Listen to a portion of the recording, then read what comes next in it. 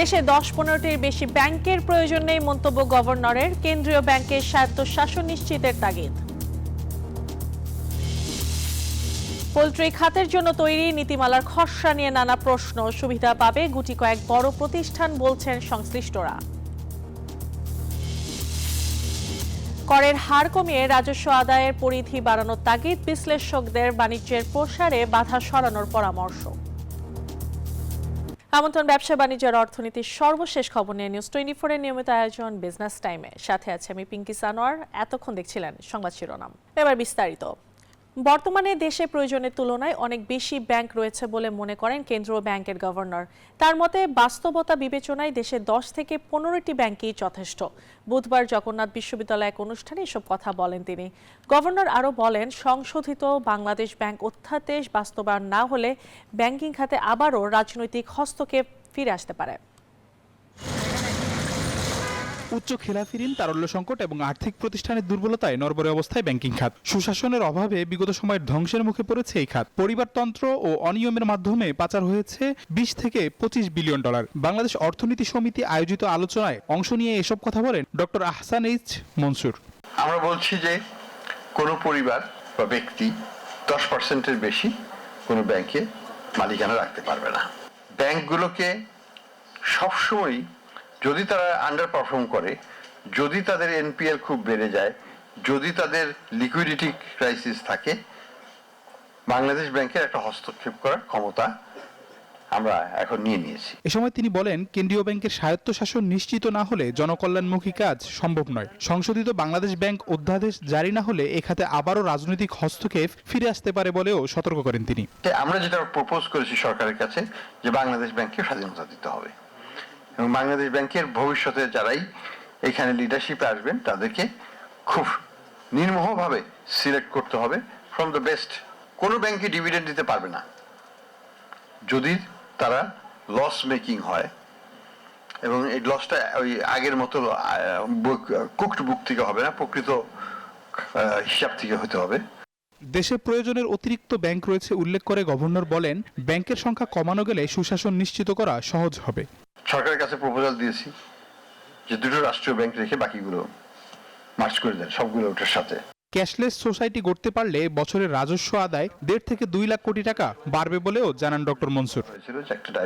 আবি Abdullah, news 24, Dhaka. Poultry খাতের জন্য আলাদা নীতিমালা দীর্ঘদিনের দাবি থাকলেও এবার সেই নীতিমালার খসড়া নিয়ে উঠেছে নানা প্রশ্ন। নীতিমালায় বাণিজ্যিক পোল্ট্রি পালনে একদিনের বাচ্চা আমদানিতে নিষেধাজ্ঞা সহ যেসব শর্ত দেয়া হয়েছে তা গুটি কয়েক বড় প্রতিষ্ঠানকে সুবিধা দেবে বলে মত খাত সংশ্লিষ্টদের। তারা বলছেন, এই খসড়া চূড়ান্তভাবে বাস্তবায়িত হলে দেশের 60,000 কোটি টাকার শিল্প ধ্বংসের মুখে পড়বে। যদিও প্রাণী সম্পদ কর্মকর্তারা বলছেন, বিষয়টি ভুলভাবে ব্যাখ্যা করা হয়েছে। দেশের মানুষের আমিষের চাহিদা মেটাতে বড় ভূমিকা রাখছে ডিম ও মুরগির মাংস। সেই চাহিদাকে পুঁজি করে গড়ে উঠেছে 60,000 কোটি টাকার পোল্ট্রি শিল্প। কিন্তু মুরগির বাণিজ্যিক বাচ্চা উৎপাদনে রয়েছে নানান জটিলতা। এতে বিভিন্ন সময়ে এই খাতের উদ্যোক্তাদের পড়তে হয় বিপাকে। এমন বাস্তবতায় সম্প্রতি জাতীয় পোল্ট্রি উন্নয়ন নীতিমালা 2026-এর খসড়া তৈরি করেছে সরকার, যেখানে বাণিজ্যিক খামারের জন্য একদিন বয়সী বাচ্চা আমদানি নিষিদ্ধ করা হয়েছে। সরকার বলছে, এতে দেশীয় উৎপাদন সক্ষমতা বাড়বে। তবে খাত সংশ্লিষ্টরা বলছেন, নীতিমালায় বাজার ব্যবস্থাপনা, সংকট মোকাবেলা কিংবা জরুরি আমদানির বিষয়ে স্পষ্ট নির্দেশনা নেই। এমন পরিস্থিতিতে ডিম এবং মুরগির মাংসের দাম এবং জাতীয় নিরাপত্তার উপর বিরূপ প্রভাব পড়ার শঙ্কা দেখা দিয়েছে। এই অবস্থায় আমদানিতে শর্ত সরিয়ে গণশুনানির মাধ্যমে নীতিমালা চূড়ান্ত করার দাবি ব্যবসায়ীদের। পোল্ট্রি ইন্ডাস্ট্রি কিন্তু খাদ্য নিরাপত্তা, নিরাপদ খাদ্য এবং কর্মসংস্থানের বিশাল একটা ক্ষেত্র। এটাকে বাঁচিয়ে রাখার জন্য, এটার আগামী দিনে গ্রোথ এবং উত্তরোত্তর সমৃদ্ধি আনার জন্য অবশ্যই এটাকে একটা গণশুনানির মাধ্যমে যাইতে হবে এত বড় একটা বিশাল ডিসিশন নেওয়ার ক্ষেত্রে। যদিও প্রাণী সম্পদ অধিদপ্তর বলছে ভিন্ন কথা। বাজারে বাচ্চাটার চাহিদাটা এবং সরবরাহটা যেমন মনিটর করবেন সরকারি অধিদপ্তর, ইভেন আপনারাও আমাদের সহযোগী প্রতিষ্ঠান, তেমনি এই বাচ্চার আমদানি টোটালটাই আসলে একটা মনিটরিং এর মধ্যে। গত 3 দশকে প্রান্তিক খামারিদের হাত ধরে বিকাশ ঘটেছে পোল্ট্রি শিল্পের। তবে সাম্প্রতিক বছরগুলোতে সেখানে বিনিয়োগ করেছে বেশ কিছু কর্পোরেট প্রতিষ্ঠান। পোল্ট্রি ইন্ডাস্ট্রিজ অ্যাসোসিয়েশন বলছে, নতুন নীতিমালার ফলে সুবিধা পাবে এসব প্রতিষ্ঠান, যাদের হাতে জিম্মি হয়ে পড়বে দেশের লাখ লাখ প্রান্তিক খামারি। যদি আমদানি করি বা বন্ধ রাখি, সেটাও খেয়াল রাখতে হবে যে কোনো নির্দিষ্ট গোষ্ঠীর কোনো কন্ট্রোলে বা নিয়ন্ত্রণের জন্য চলে না যায়।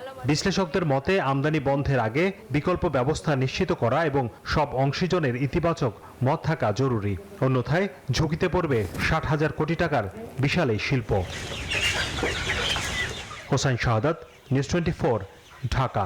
করের হার কমালে রাজস্ব কমবে না, বরং বাড়বে বলে মনে করছেন অর্থনীতি বিশ্লেষকরা।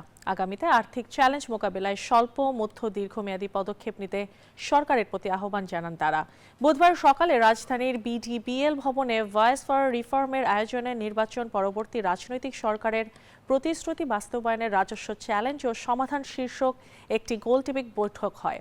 সেখানে বক্তারা দেশের বাণিজ্যের প্রসারে নানা প্রতিবন্ধকতার কথা তুলে ধরেন। তারা বলেন, বেঁধে ধরে কর সংগ্রহ বাড়ানো যাবে না, কর হার কমিয়ে রাজস্ব আদায়ের পরিধি বাড়ানো সম্ভব বলে জানান তারা। সবাইকে আগে আসলে নিবন্ধনের আওতায় আনতে হবে, এবং নিবন্ধনের আওতায় আনতে গেলে আমাদের সবচেয়ে বড় চ্যালেঞ্জ সেটা হচ্ছে অনেক ব্যবসা আছে এখনো পর্যন্ত যে তারা বেসিক ট্রেড লাইসেন্সই নেয় না। মানে এক হচ্ছে ট্রেড লাইসেন্স নিয়ে বিন রেজিস্ট্রেশন নাই, আবার কি ট্রেড লাইসেন্সই নেয়। তাহলে ট্রেড লাইসেন্সের এনফোর্সিং এজেন্সি হচ্ছে রেসপেক্টিভ কারা সিটি কর্পোরেশন বা পৌরসভা যারা আছে, তারা কিভাবে একটা স্ট্রাকচারকে ব্যবসার অনুমতি দেয় without having a trade licence.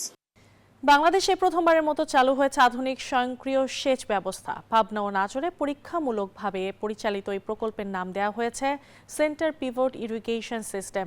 সংশ্লিষ্টরা বলছেন, এই পদ্ধতিতে অল্প সময়ে অধিক জমিতে সেচ দেওয়া সম্ভব, খরচও তুলনামূলকভাবে কম।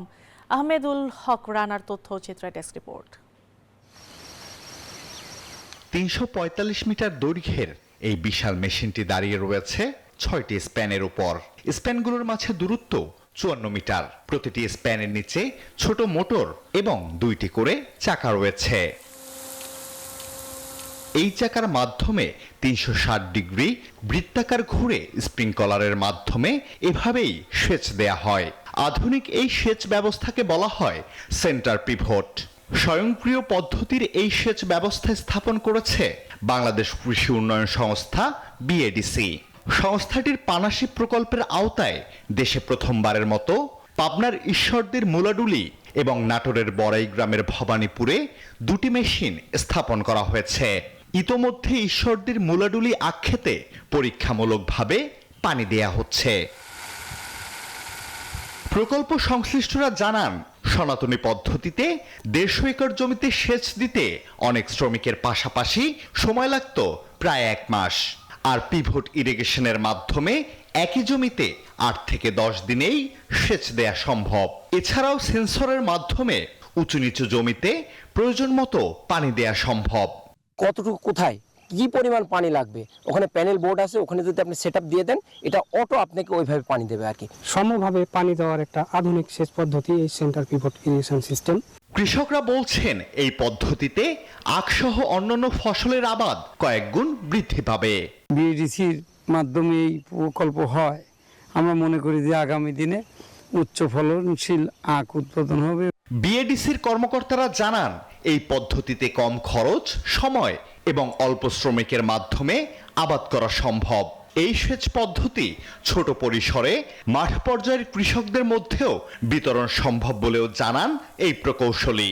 সেন্টার পিভট ইরিগেশনের মাধ্যমে পরিমিত সেচ, শ্রমিক খরচ কম লাগবে এবং স্বল্প সময়ে কৃষকেরা অধিক ফসল উৎপাদন করতে পারবে।